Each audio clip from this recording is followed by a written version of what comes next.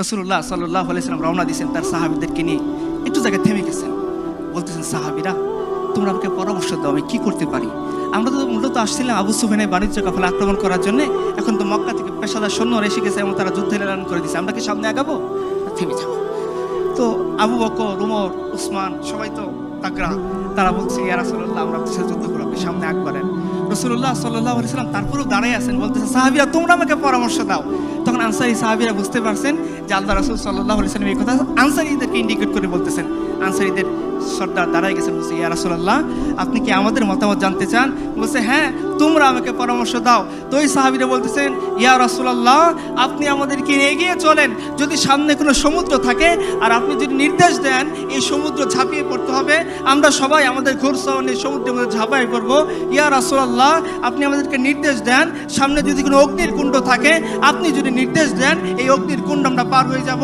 আমরা মুসার কওমের মধ্যে বলবো না আপনি আর আপনার রবকে যুদ্ধ করেন, আমরা এখানে বসে আছি, বরঞ্চ আপনি আগায় যান আপনার রবের সাহায্য নিয়ে। ইনশাআল্লাহ আমরা হলাম যোদ্ধা জাতি, কালকে শত্রুর মোকাবেলায় আমরা এমনভাবে লড়াই করব যে আপনার চোখ জুড়ায় যাবে। তো রাসূলুল্লাহ সাল্লাল্লাহু আলাইহি ওয়াসাল্লাম এদেরকে নিয়ে সামনে আগ বাড়লেন।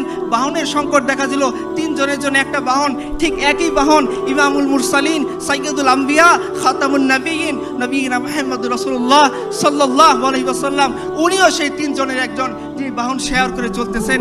আবু লুবাবা, আলী এবং আল্লাহ রাসূল সাল্লাল্লাহু আলাইহি ওয়াসাল্লাম তিনজন বাহন ভাগাভাগি করে চলতেছেন। কিছু দূর যায় একজন টানে, দুইজন বসে থাকে, আবার কিছু দূর যায় আরেকজন নামে, অপরজন ওঠে, দুইজন টানে, দুইজন বসে থাকে, একজন টানে। এইভাবে যখন টানতে টানতে রাসূলুল্লাহ সাল্লাল্লাহু আলাইহি সাল্লামের ওয়াক্ত আসলো, সময় আসলো, সাহাবায়ে কেরাম বলে, আবু লুবাবা, আলী রাদিয়াল্লাহু আনহুম, জি ইয়া রাসূলুল্লাহ এটা কিভাবে সম্ভব? আপনি ইমামুল আম্বিয়া, আমাদের নবী, আমরা জীবিত আছি, আপনি উঠে রশি টেনে নিয়ে যাবেন আর আমরা উটের উপরে বসে থাকবো? এটা হইতে পারে না, আমরা সহ্য করতে পারবো না। ইয়া রাসূলুল্লাহ আপনি উটের উপরে বসেন, আমরা তো আছি, আপনার জন্য আমার জীবন কুরবান, ফিদাকা আবি ওয়া উম্মি। ইয়া রাসূলুল্লাহ সেখানে আপনি উটের দড়ি টেনে নিয়ে যাবেন, আমরা দুই সাহাবী এই উটের উপরে বসে থাকবো? এটা তো হতে পারে না।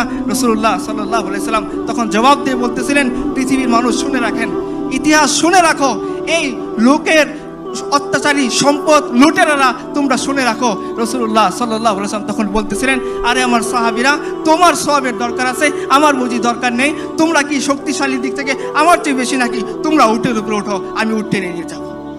রাসূলুল্লাহ সাল্লাল্লাহু আলাইহি ওয়াসাল্লাম বাহন শেয়ার করে চলেন, আর এরা শুধুমাত্র খাবার বাহনের জন্য জনগণের 28 লাখ টাকা নষ্ট করে।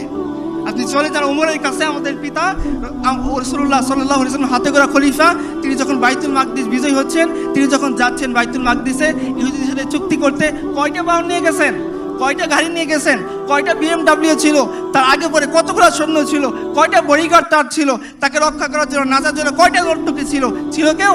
তার গোলাম, তিনি গোলাম উটের উপর বসতেছেন, উমর টেনে নিয়ে যাচ্ছেন, উমর উটের উপর বসেছেন, গোলাম টেনে নিয়ে যাচ্ছেন। এখন আপনারাই সিদ্ধান্ত নেন, আপনারা কোন সমাজ চান, কোন শরীয়ত চান, কোন ব্যবস্থা চান, যে ব্যবস্থার মধ্যে একটা রাষ্ট্রপ্রধান তার সাধারণ দুইজন প্রজাকে উটের উপর বসিয়ে নিয়ে টেনে যায়, এই এমন সমাজ যে রাষ্ট্রপ্রধান তার গোলামকে উটের উপর বসিয়ে নিজে টেনে নিয়ে যায়, এমন সমাজ না যে সমাজের মধ্যে এই সমাজের নেতাপতিরা, এই সমাজের গোত্র প্রধানরা, এই সমাজের রাষ্ট্রপতিরা শুধুমাত্র খাবার আনা নেওয়া করার জন্য জনগণের 28 লাখ টাকা নষ্ট করে? এটা আপনারা সিদ্ধান্ত নেন ইনশাআল্লাহ।